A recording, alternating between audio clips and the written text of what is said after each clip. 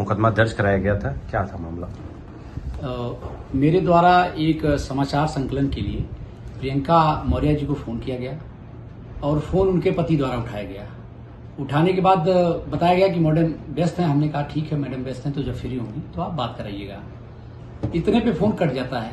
अगले दिन मैं पुनः फोन करता हूं उनको और कहता हूं सर मैंने आपसे निवेदन किया था फोन के लिए, तो आपने बात नहीं करा, तो बात कैसे हो पाएगी? उन्होंने कहा बात नहीं हो पाएगी। उन्होंने कहा कैसे हो पाएगी? तो बात नहीं कराए और उनका कहना यह था कि मैं एटीट्यूड में बात कर रहा हूं। समाचार संकलन के लिए कोई पत्रकार एटीट्यूड में बात नहीं करता है, पहली बात।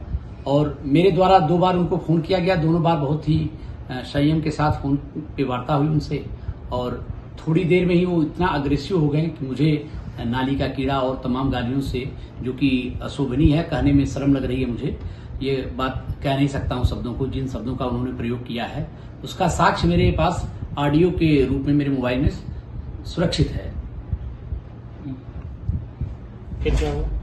इसके बाद हमने एसपी महोदय के यहाँ अपना पत्र, जो यूपी जर्नलिस्ट एसोसिएशन का जिला अध्यक्ष में रहने की वजह से मैं अपने पत्र पर माननीय एसएसपी महोदय को लेटर लिखा और जाके ज्ञापन अपना उनको दिया। उसके बाद जांच वगैरह हुई।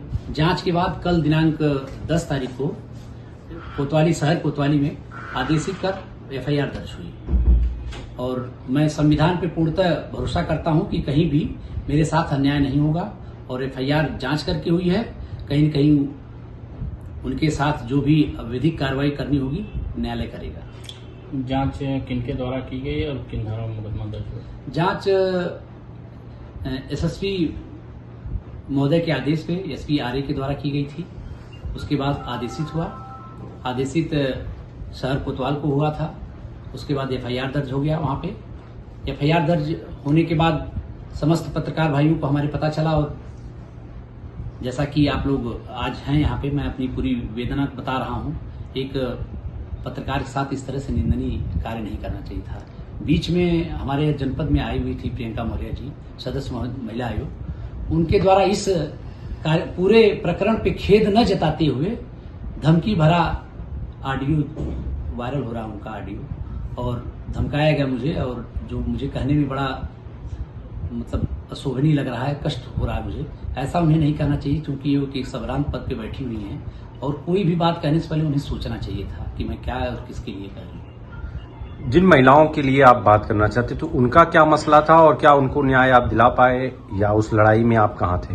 नहीं, उस लड़ाई में मैं, उस महिलाओं से मेरा कोई मतलब नहीं था। मैं केवल एज ए पत्रकार, चूंकि महिलाओं से जुड़ा प्रकरण था, दोनों अगल बगल 2 थानों पे एफआईआर दर्ज हुआ था और आप प्रियंका मौर्य जी महिला आयोग की सदस्य थी और गृह जनपद भी आपका यही था। इसके वजह से उनको प्रतिलिपि गई थी, एक एफआईआर में शिखा मौर्य के द्वारा उनको प्रतिलिपि प्रार्थना पत्र की दी गई थी। तो मैंने उनका भी पक्ष लेना चाहा कि आप महिला आयोग के सदस्य हैं, ऐसे महिला विवाद हमारे जिले में चला, तो इस पे आपका पक्ष क्या है, आप क्या कहना चाहती हैं। और यह भी संदेह था कि कहीं न कहीं महोदया के आदेश पे एफआईआर दर्ज हुआ है। तो क्या वो अपने पद का गलत उपयोग कर रही हैं?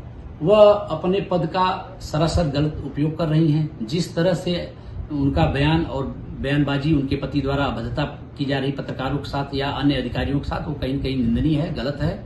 उनको ऐसा नहीं करना चाहिए। सरकारी सुविधाओं का वो गलत लाभ उठा रही हैं। उनको महिला आयोग की सदस्य इससे पहले भी हमारे जनपद में रही हैं, कभी इस तरह की कोई बातें नहीं हुई हैं। उनके द्वारा इतना ज्यादा रील के चक्कर में इतना ज्यादा वो उसको किसी चीज को बढ़ा चढ़ा के करती हैं, पेश करती हैं कि वो उचित नहीं है। कहीं न कहीं समाज में एक गलत संदेश जाता है। नहीं, आपका कहना है कि कहीं न कहीं राजनेता या जो लोग भी हैं, वो तो आजकल सोशल मीडिया एक माध्यम है जिसमें वो अपनी बात रखते हैं जी जी मुखरता से, तो सोशल मीडिया पे वो भी अपने जो भी करती हैं वो दिखाती हैं, उसमें बुरा क्या है?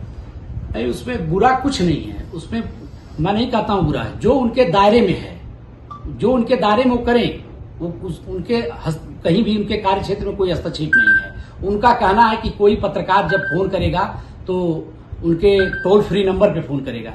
पत्रकार को अगर बाइट लेना होगा तो किसी के टोल फ्री नंबर पे नहीं कॉल करेगा, उनके व्यक्तिगत नंबर पे कॉल करेगा। और वह जैसा कि व्यक्तिगत नंबर पे कॉल करना उचित है, मैंने व्यक्तिगत नंबर पे उनके कॉल किया, नंबर सार्वजनिक। जो कि उनका नंबर सार्वजनिक है और सभी जगहों पे हर प्लेटफॉर्म पे लगा हुआ उनका नंबर। तो इतना नागवार क्यों गुजरा उनके परिवार अब उनके पति को क्या इसमें गलत लगा ये तो आज तक मैं भी नहीं समझ पाया। ये जांच का विषय है और महोदया के पति के ऊपर एफआईआर दर्ज है और न्यायपालिका द्वारा न्याय मिलेगा। पुलिस बल एफआईआर दर्ज की है, उसकी जांच करेगी। ठीक।